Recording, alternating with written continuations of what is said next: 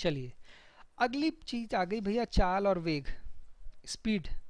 ठीक है, कई लोग कहते हैं भैया आप बड़ी हल्की स्पीड से पढ़ाते हो, बहुत बार घुमा घुमा के एक चीज को बताते हो। उसका कारण क्या है कि आपको चीजें कंठस्थ हों, याद हो जाएं। ठीक है, तो भैया स्पीड, अब इमेजिन करो, आंखें बंद करो, स्पीड से क्या आ रहा है दिमाग में? स्पीड से दिमाग में आ रहा है पापा का स्कूटर में जो आगे से क्या बना है, ये ये रहता है ना स्पीड, जो बताता है स्कूटर की 20, 40, 60, 50। और क्या आ रहा है? आंखें बंद करो, बस आ रही है, बस के आगे स्पीड मीटर लगा रहता है, कार के आगे स्पीडोमीटर लगा रहता है। ठीक है, यहाँ से दिल्ली जाते हो क्या लिखा रहता है? गति सीमा, कृपया वाहन को गति सीमा के अंदर चलाएं, गति सीमा 40 किलोमीटर प्रति घंटा। वो क्या है? स्पीड। तो स्पीड कहते ही ये चीजें आपके दिमाग में आई। तो परिभाषा क्या है? एकांक समय में तय की गई दूरी, वस्तु की चाल। अब भैया एकांक समय क्या है? कुछ भी हो सकता है। अगर आप मनुष्य की चाल की बात करें तो आप कहोगे उदाहरणार्थ कि भाई एक व्यक्ति 10 मीटर प्रति सेकंड की चाल से चलता। ठीक है, एक व्यक्ति 10 मीटर प्रति सेकंड की चाल से चलता है। अब आप एक स्कूटर की बात करते हो तो आप क्या कहते हो? 40 किलोमीटर प्रति घंटा, आवर, आवर माने घंटा, 40 किलोमीटर प्रति घंटा। ठीक है, अब हवाई जहाज की स्पीड होती है, हवाई जहाज की स्पीड आप देखोगे नॉर्मली क्या रहता है? 500 माइल्स पर आवर। ठीक है, मात्रक बताए थे आपको, सीजीएस पद्धति, एमकेएस पद्धति, एफपीआई पद्धति। ठीक है, तो आप मीटर कहो, किलोमीटर कहो, माइल्स कहो, प्रति सेकंड कहो, प्रति घंटा कहो, प्रति दिन कहो, एकांक समय यानी कि प्रति सेकंड, प्रति घंटा, प्रति दिन, ठीक है, में तय की गई दूरी आपकी चाल कहलाती है। चाल बराबर दूरी बट्टे समय। ठीक है, सबको पता है। माध्य चाल। ठीक है, अब एक असमान गति आपने देखा जब आप स्कूल जा रहे थे और किसी ने बोला अरे तुझे लेट हो गई है, तो उस समय आपकी चाल असमान थी। तो माध्य चाल एक ऐसी चाल है जो आपको कुल दूरी तय करने में कितना समय लगा उसका अनुपात बताती है। तो माध्य चाल क्या है? न्यूमेरिकल के पॉइंट ऑफ व्यू से इंपॉर्टेंट है। माध्य चाल बराबर कुल दूरी बट्टे कुल समय। ठीक है, चलिए अब आता है वेग। वह भौतिक राशि जो वस्तु की चाल, चाल आपको ऊपर बता दी, और दिशा। भैया ये बहुत बहुत बहुत इंपॉर्टेंट चीज है, न्यूमेरिकल पॉइंट ऑफ व्यू से भी और एनालिटिकल पॉइंट ऑफ व्यू से भी। अब आप भैया चौराहे पे खड़े हो, चौराहे पे खड़े हो, पूरब, पश्चिम, उत्तर, दक्षिण। ठीक है, तो आपसे आपके पिताजी ने बोला कि भैया मैंने जो है कुछ सामान भेजा है और वो यहाँ से चल दिया है बस वाला, आप उससे सामान ले लो, आप उससे सामान ले लो। ठीक है, तो वो 1 घंटा पहले चला है और आपने माना बस की एवरेज स्पीड 40 किलोमीटर प्रति घंटा है, तो 1 घंटे में बस वाला पहुंच जाएगा। तो आप भैया चौराहे पे पहुंच गए, आप चौराहे पे पहुंच गए। अब आप चारों ओर देख रहे हो, भैया यहाँ से बस आ रही है, यहाँ से बस आ रही है, यहाँ से बस आ रही है, यहाँ से बस आ रही है, कहाँ से आ रही है? यहाँ तो इतनी सारी बसें। ठीक है, अब भैया दूसरे उदाहरण में आपके पिताजी ने कहा एक बस आ रही है, एक बस आ रही है पूरब, पश्चिम, उत्तर, दक्षिण। एक बस आ रही है हल्द्वानी से, एक बस आ रही है हल्द्वानी से। तो अब आपका काम कितना आसान हो गया। जैसे ही आपके पिताजी ने कहा कि हल्द्वानी से बस आ रही, आपने बोला कि अच्छा मुझे तो बस इस दिशा में देखना है, क्योंकि भैया मैं अगर यहाँ खड़ा रहूंगा तो हल्द्वानी का रास्ता तो ये है। तो जितनी भी हल्द्वानी से बसें आएंगी वो इसी दिशा में आएंगी, यानी कि मैं यहाँ इस दिशा को इग्नोर कर सकता हूँ, इसको भी इग्नोर कर सकता हूँ, इसको भी इग्नोर कर सकता हूँ। अब आपने सारा ध्यान कहाँ लगा दिया, यहाँ पर। तो ये दिशा की इंपॉर्टेंस हो गई। ठीक है, चाल और गति में क्या फर्क है?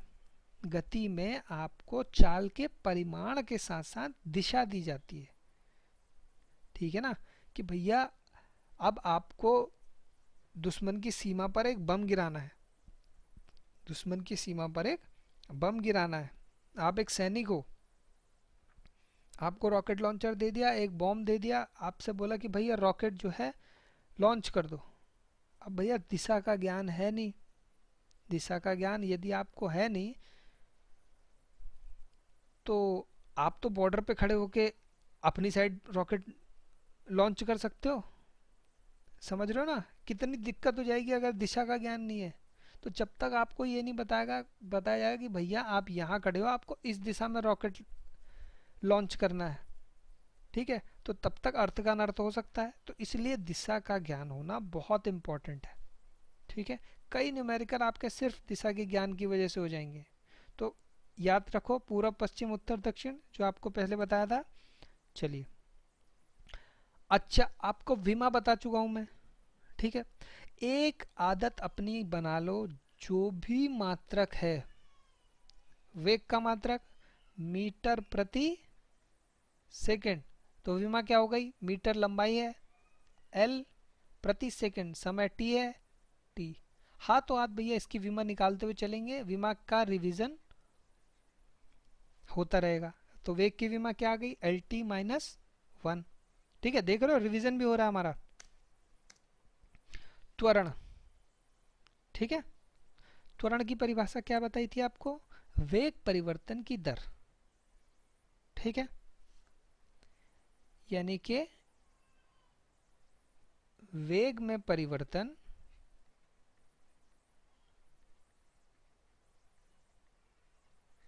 बटे समय।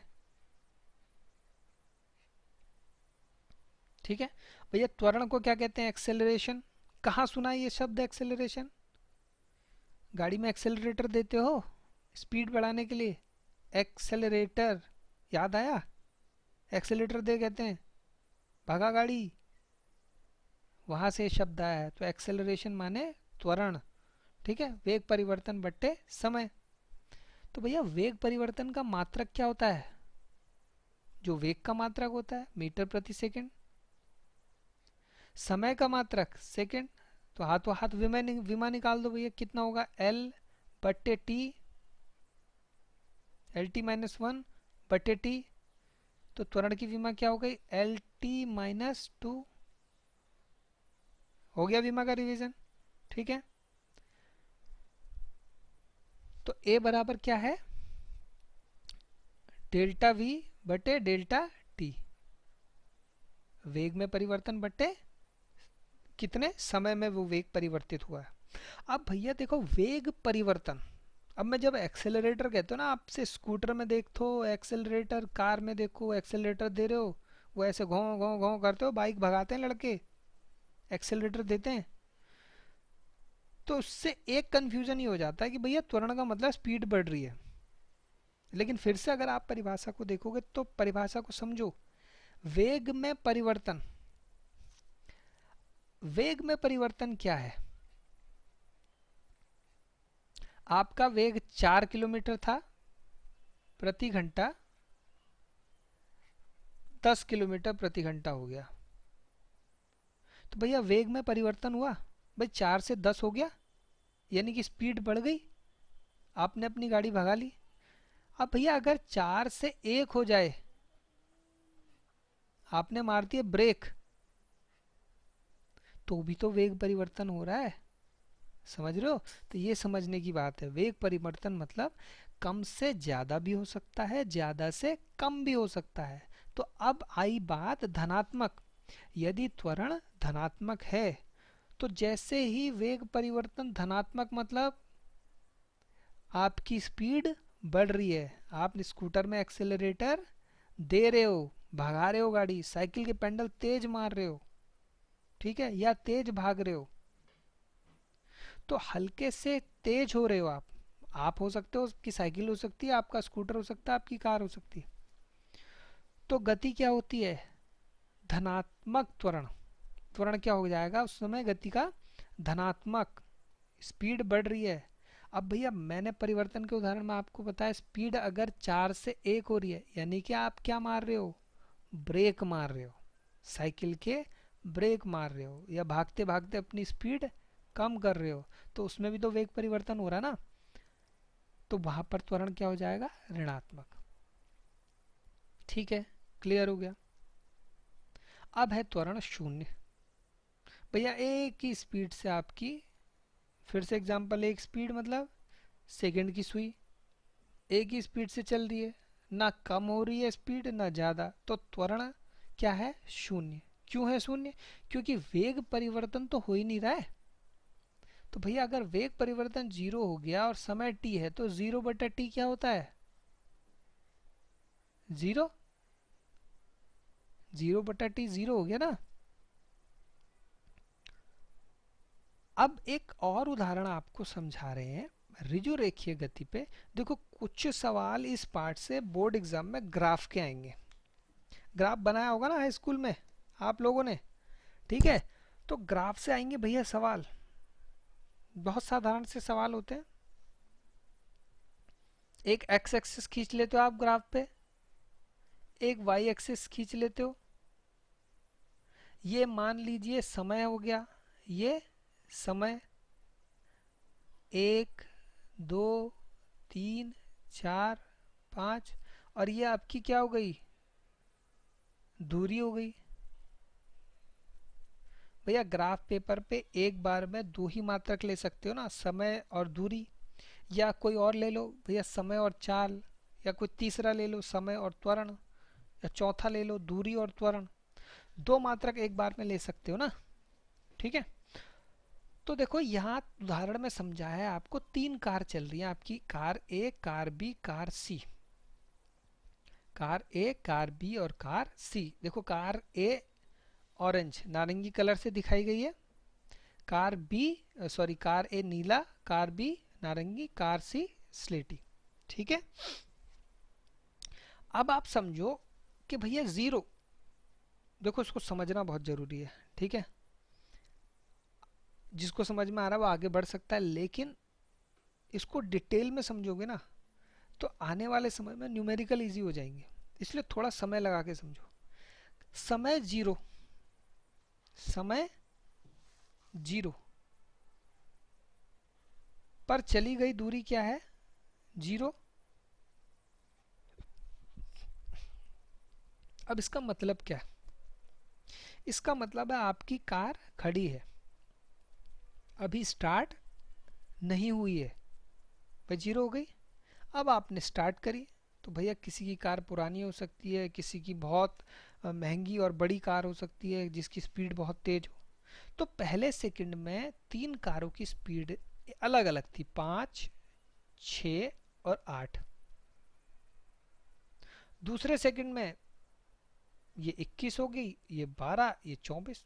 तो इसी तरह समय के सापेक्ष ये आपकी जो 3 कारें हैं ए बी सी, उनकी स्पीड बढ़ रही है, ठीक है? तो अब इस स्पीड को जो बढ़ रही है ना, उसको ग्राफ पे देखो, ये क्या है? दूरी। तो पहले सेकंड में तीनों कारें इस बिंदु पर हैं, यानी खड़ी हैं, दूरी उन्होंने अभी जीरो तय करी। अब देखो यहां से ये तीनों लाइनें अलग अलग दिशा में चल रही हैं। पहले सेकंड में इसकी चाल 5, इसकी 6, इसकी 8, इसलिए अलग अलग हो गई। अब थोड़ा सा और विस्तार पे अगर जाओगे, देखो तीसरे सेकंड में क्या स्थिति है? ये दूरी और ज़्यादा बढ़ गई, क्योंकि पहले सेकंड में इसकी चाल क्या थी? तीसरे सेकंड में कार ए की, नीली कार की 21। तो देखो तीसरे सेकंड ये है, चाल क्या हो गई? 21 तीसरे सेकंड में, देख रहे हो ना? ठीक। अब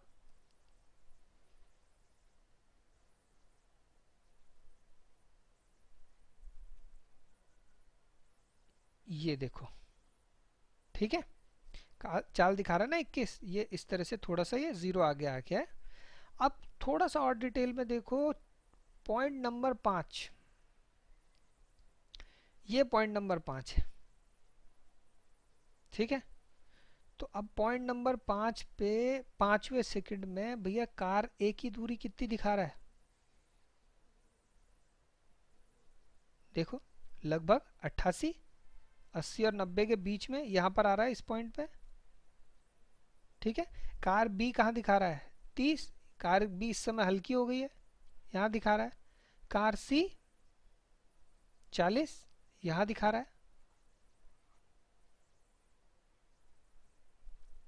तो इस तरह से आप ग्राफ में दो मानकों का चित्रांकन करोगे, ठीक है। दो कौन कौन से लिए, एक समय लिया और एक दूरी, क्योंकि ग्राफ क्या है, अब बताओ ग्राफ क्या है, एक one dimensional, two dimensional, three dimensional.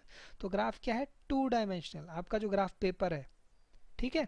अब छठे सेकंड पे सब लोग ब्रेक मार के अपनी कार को रोक लेते हैं, अपनी कार को रोक लेते हैं, ठीक है। तो देखो सबकी दूरी क्या आ गई, जीरो इस समय, ठीक है। ये वापस आ गए और दूरी जीरो हो गई, ठीक है। एक्चुअली ने यहाँ आना चाहिए था क्योंकि आप दूरी जीरो दिखा रहे हो, ठीक है।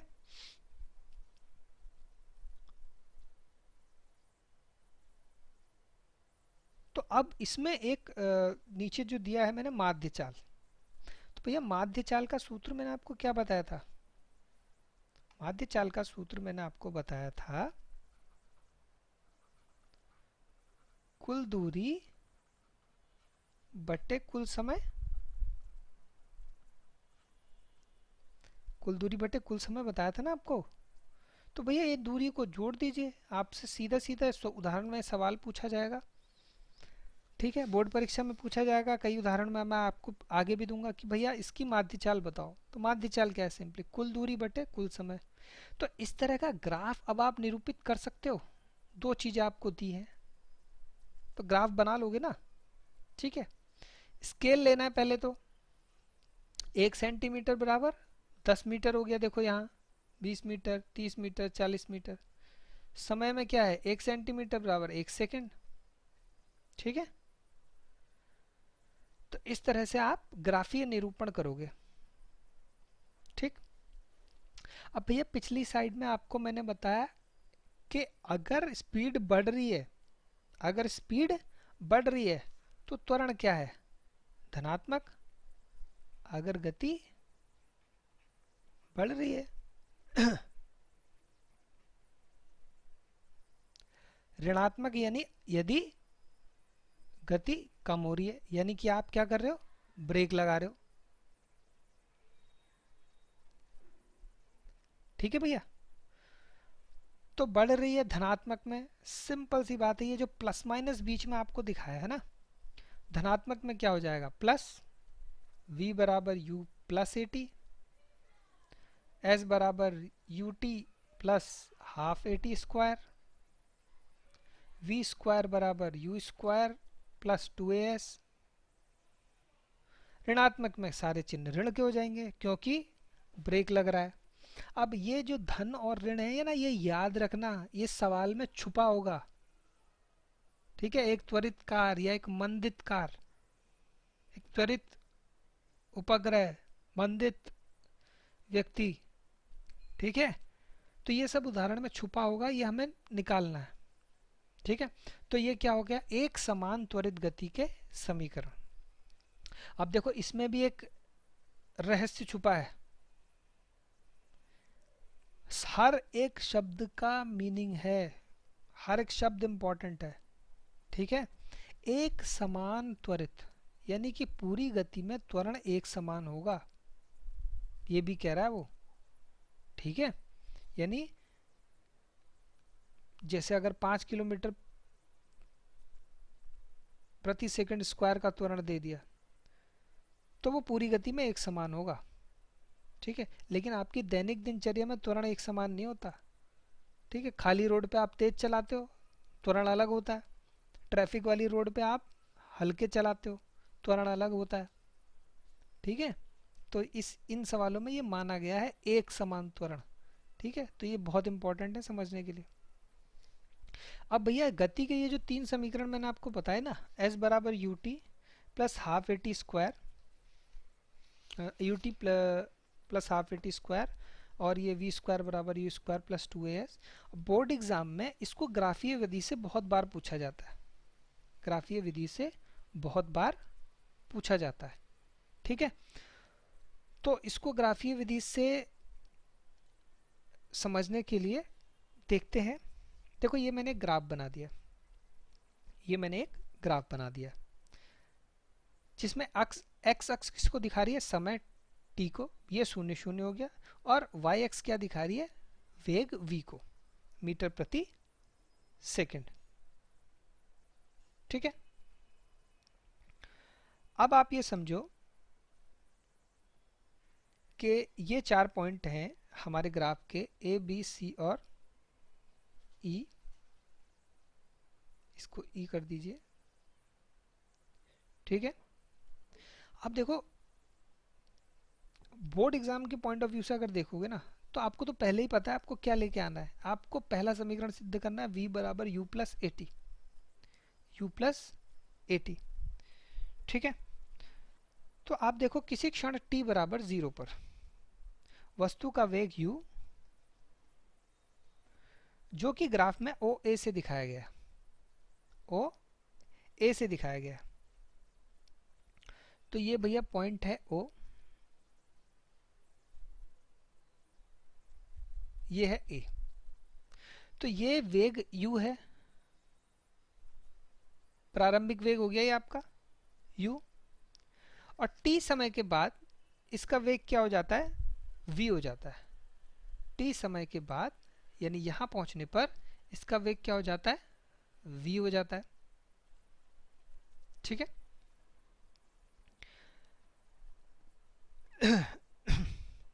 अब देखो समय वेग ग्राफ की प्रवणता, प्रवणता आपने निकाली होगी भैया, ढाल हाई स्कूल बोर्ड में निकाल के आए होगे।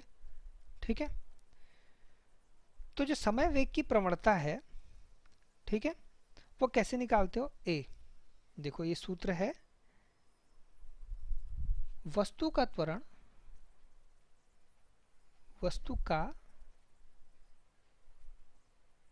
त्वरण ए क्या होता है, सरल रेखा AC का ढाल,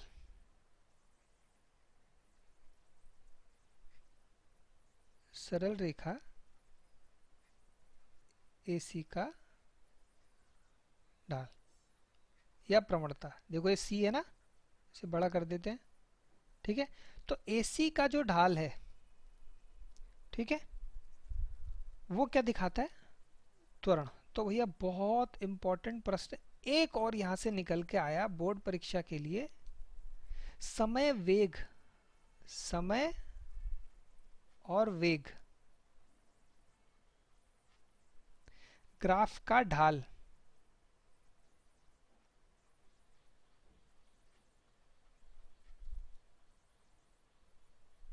किसको बताता है,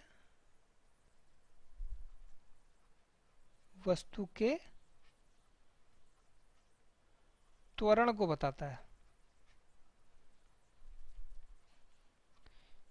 इसको नोट कर लो, ये बोर्ड परीक्षा में डायरेक्टली ऐसे ही पूछा गया है।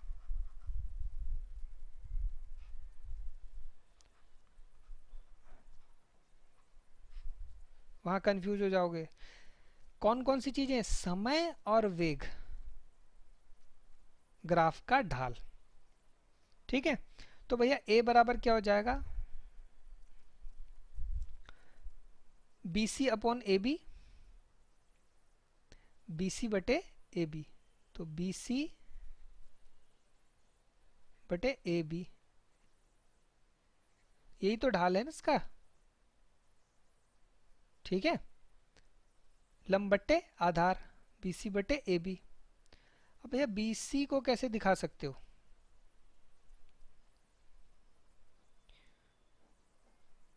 D C minus D B,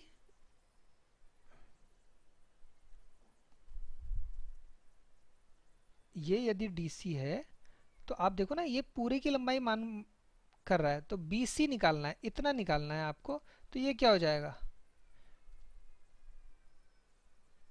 v minus u D C minus D B बटे ए बी। क्या है, ए बी तो आपको दिया ही है नीचे ओडी। ठीक है, तो ये हो गया भैया u माइनस वी बटे टी। समझो इसको, त्वरण क्या है, सरल रेखा का ढाल। ठीक है, ढाल हमने कैसे निकाला, बी सी बटे ए बी, लंब बटे आधार। बी सी को क्या लिख सकते हो, D C minus D B upon O D. अब इस समीकरण को हल करो तो u माइनस वी बराबर क्या आ जाएगा, ए टी।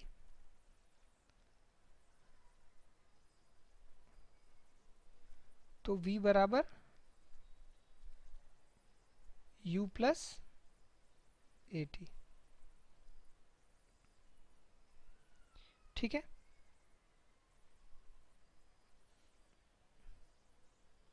यही था भैया पहला समीकरण। कुछ नहीं करना है आपको, आपको ये ग्राफ याद रखना है। ठीक है, प्रारंभिक वेग u, यानी कि देखो 0 पॉइंट पर प्रारंभिक वेग u, इसका 0 पॉइंट पे कुछ वेग था u, अंतिम वेग v, ये v, तो ये क्या हो गया, v माइनस यू। ठीक है, v माइनस यू। तो वेग प्रवणता के जो प्रवणता या ढाल का सूत्र है उससे आप इसे डायरेक्टली निकाल सकते हो। ठीक है, बहुत अधिक सोचने की आवश्यकता है नहीं इसमें। अब है समय स्थिति संबंध। ठीक है, तो ये पहला क्या था, ये था समय और वेग संबंध, समय और वेग का संबंध।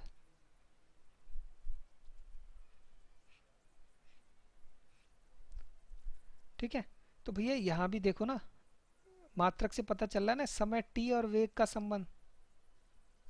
अगला आता है समय और स्थिति का संबंध, समय और स्थिति का संबंध।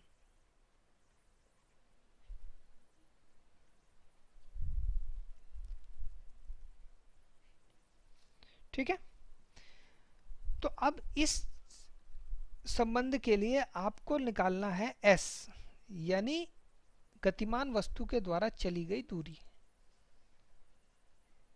गतिमान वस्तु द्वारा चली गई दूरी।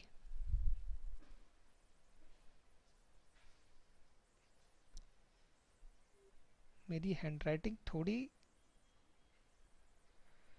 खराब है, इसके लिए आप लोगों को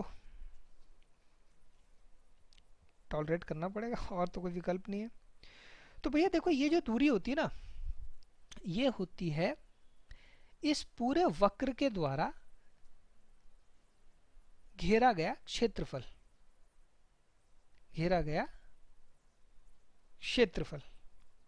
ठीक है, तो अब आप ये देखो, ये तो है u, ये है t, तो ये क्षेत्रफल कितना होगा, ये नीचे वाला। ठीक है, ये क्षेत्रफल हो जाएगा आपका ओ ए गुणा ओ डी, ओ ए गुणा ओ डी, ओ ए गुणा ओ डी, इस आयत का क्षेत्रफल। ठीक है, प्लस इस त्रिभुज ए बी सी का क्षेत्रफल। तो इस ए बी त्रिभुज का क्षेत्रफल क्या है भैया, ये भुजा है ए टी, ये है टी, तो क्षेत्रफल क्या हो जाएगा, हाफ टी गुणा ए टी। त्रिभुज के क्षेत्रफल का सूत्र पता है आपको, सिंपल है। तो ये फॉर्मूला आपका बन गया u गुणा T, you t plus half a t square.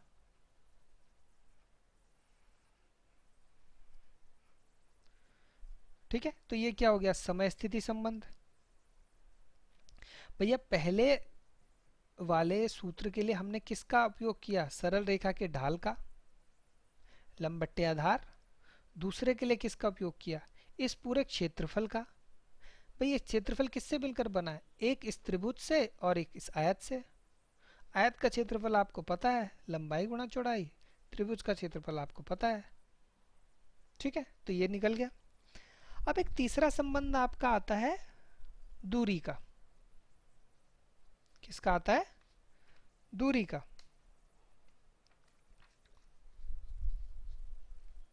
तो आगे बढ़ते हैं। ठीक, तो समय क्या है? समय t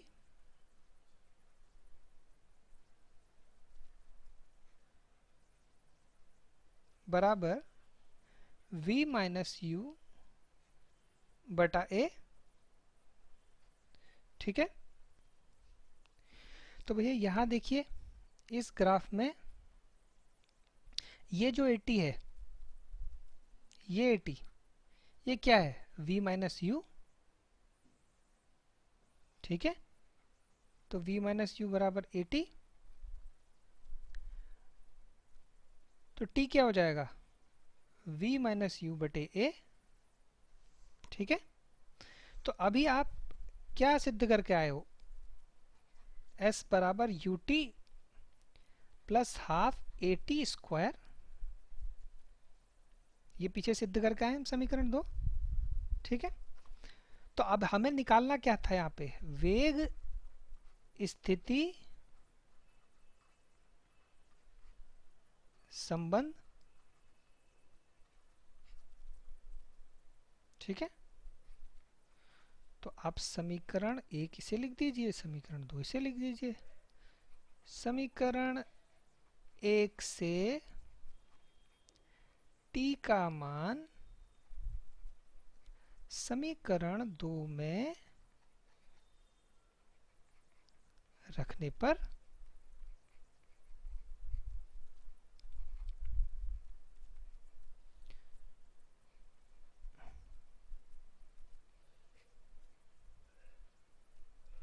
plus half a t square, यानी कि v माइनस यू अपॉन ए का होल स्क्वायर। अब भैया इसे सिंपल गणित से आप हल करोगे तो ये आपका सूत्र बन जाएगा। ठीक है, देखो ये 2a है, ये क्रॉस मल्टीप्लिकेशन हो जाएगा, तो ये आपका सूत्र बन जाएगा v स्क्वायर। अच्छा, थोड़ा सा ऐसा हल और कर लेते हैं, चलो। ठीक है, s u v minus u square बटा ए प्लस हाफ, ये ए स्क्वायर बाहर आएगा तो भैया 2a बन जाएगा। ठीक है, और ये हो जाएगा v माइनस यू का होल स्क्वायर, यानी कि v square plus you square plus minus 2uv।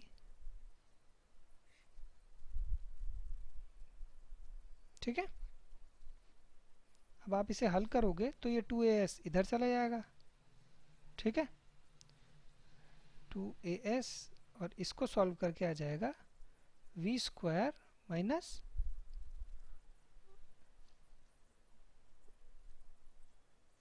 You square.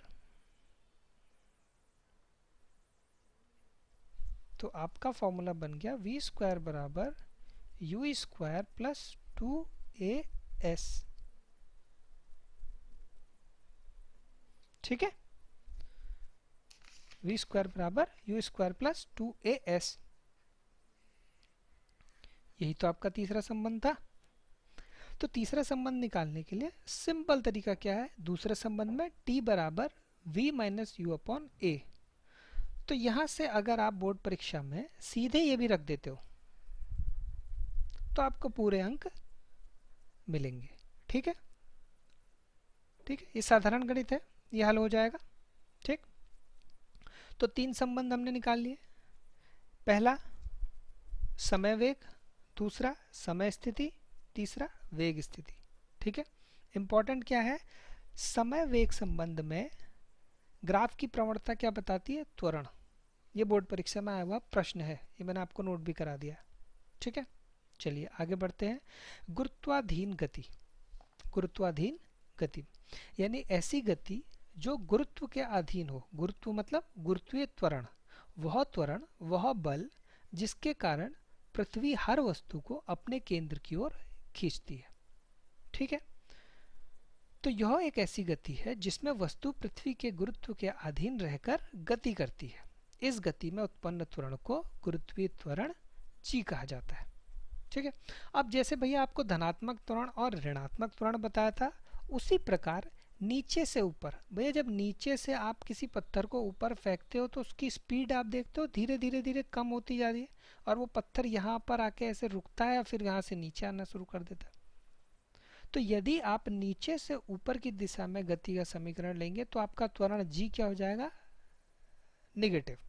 v बराबर u minus G T, h बराबर u T minus half G T square. तो गति के समीकरण में आप देखो ऋण आ गया।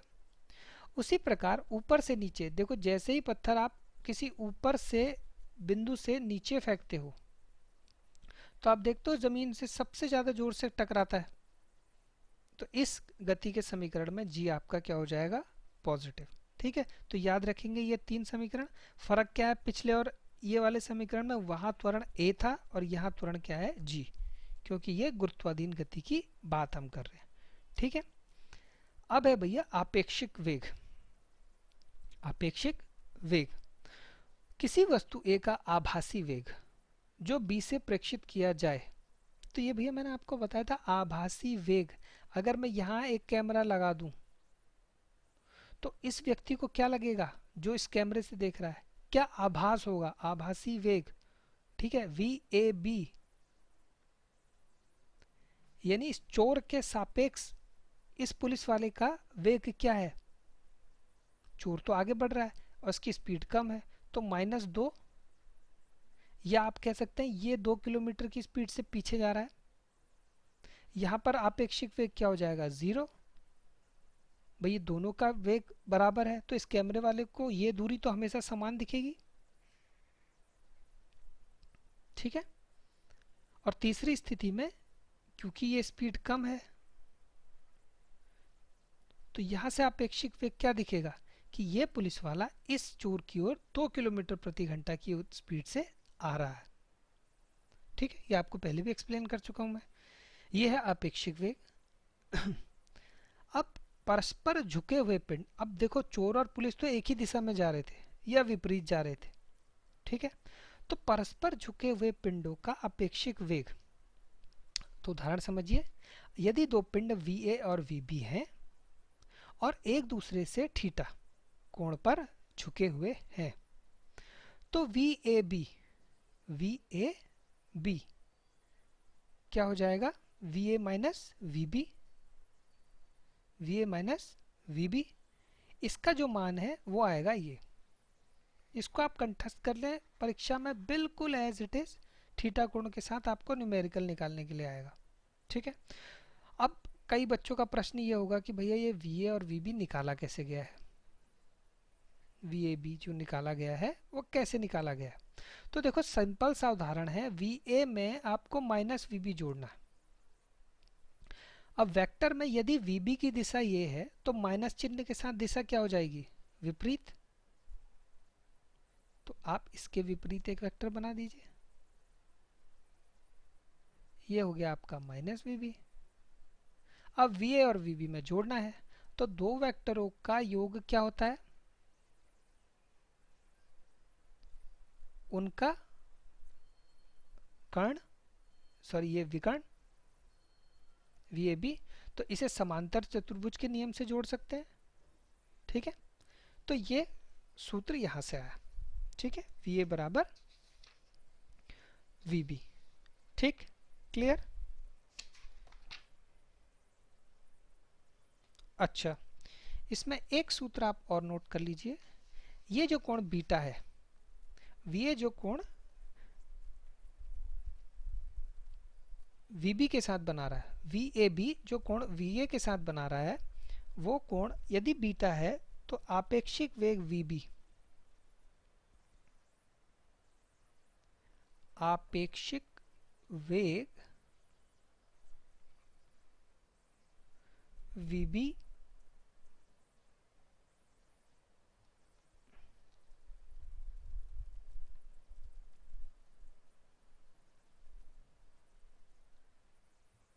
वी ए बी का वी ए के साथ कोण,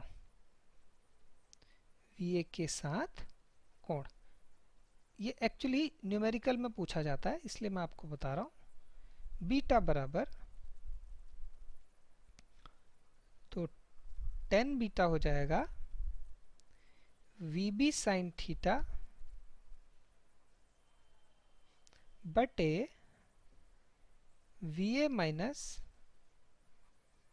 वी बी कॉस थीटा।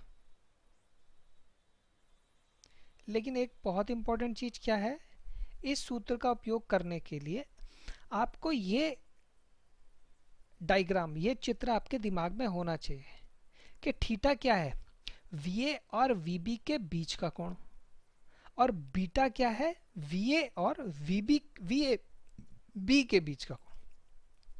बस यही दो इंपॉर्टेंट बातें आपको याद रखनी है, थीटा और बीटा। थीटा क्या था, वी ए और वी बी के बीच का कोण।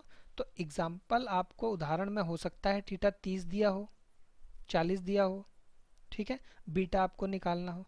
तो जब भी आप न्यूमेरिकल करेंगे आप इस चित्र को जरूर याद रखेंगे। दो object v a v b एक दूसरे से थीटा कोण पर है, तो इनका अपेक्षिक वेग वी ए बी क्या होगा, ये सूत्र आपको बता दिया है, और उसका कोण क्या होगा, ये होगा। ठीक, तो भैया इसके साथ इस पाठ नंबर 5 लेसन 8 पार्ट 5 ऋजु रेखीय गति की थ्योरी हम लोगों ने कंप्लीट करी है।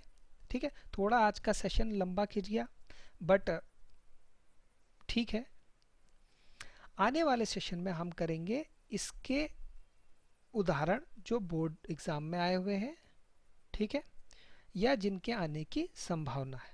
ठीक है, तो तब तक आप मन लगाकर पढ़िए। जो आपके डाउट्स हैं नीचे मुझे कमेंट सेक्शन में लिखो कि भैया ये चीज़ मुझे समझ में नहीं आई, मैं कोशिश करूँगा उसे फिर से आप लोगों को समझाया जाए। ठीक है, आपस में डिस्कस करिए। ठीक है, हो सकता है एक चीज़ आपको समझ में आ गई हो, आपके दोस्त को समझ में ना आई हो। ठीक है, तो आपस में भी ज़रूर डिस्कस करिए। ठीक है, जहाँ कोई दिक्कत हो रही है वीडियो को पॉज करके दोबारा देखिए। ठीक है, तो अभी आज का सब चैप्टर यहीं समाप्त कर रहे हैं। तब तक मन लगाकर अपनी पढ़ाई करिए, अपने अपने लक्ष्य को साधिए। मिलते हैं अगले चैप्टर में, तब तक के लिए नमस्कार। ठीक है।